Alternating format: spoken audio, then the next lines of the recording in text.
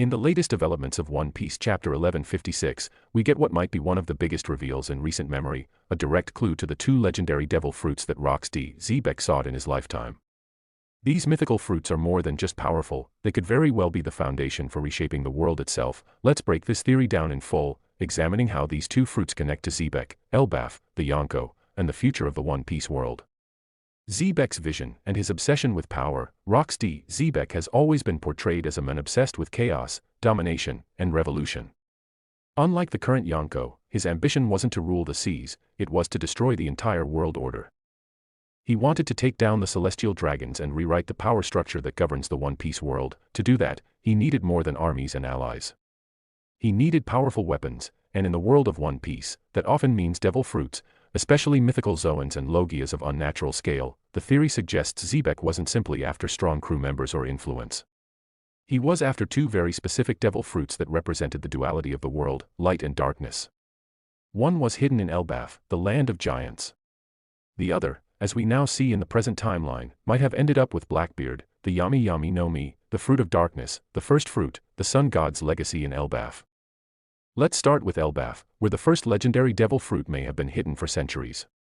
This is where the story gets extremely symbolic, and filled with foreshadowing. Throughout the series, the number 56 has been closely associated with Luffy. In Japanese, the numbers 5 and 6 can be read as Go and Mu, which is a direct nod to the Gomu Gomu no Mi, Luffy's former fruit, which we later discover is actually the Hito Hito no Mi model, Nika, a mythical Zoan tied to the sun god Nika. Now, in Chapter 1156, we see the number 56 appear again, and not randomly. It's deliberate, almost like Oda is drawing attention to the connection between Luffy, the sun god fruit, and the island of Elbaf. That number, 56, ties into a deeper mystery. Back in Chapter 1138, we saw ancient murals in Elbaf depicting a massive horned figure, an ancient giant, with sun-like symbolism. This figure strongly resembles Nika, but in the form of an ancient giant. The implication is massive. The original Nika may have been a giant, and the fruit connected to that figure may have been protected by the giants of Elbaf for centuries, passed down like a sacred artifact. Some theories suggest that King Harald, the ruler of Elbaf, was next in line to inherit the fruit, possibly to maintain peace and power within the kingdom.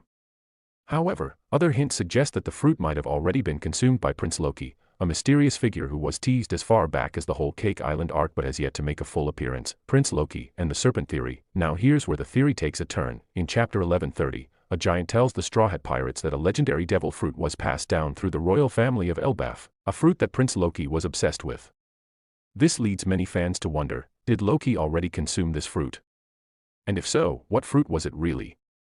At first glance, it might seem that the fruit in question is the Nika fruit. But the timelines don't match. Luffy already has that. So what if the fruit in Elbaf is another mythical Zoan, one that has been confused with or compared to Nika over time?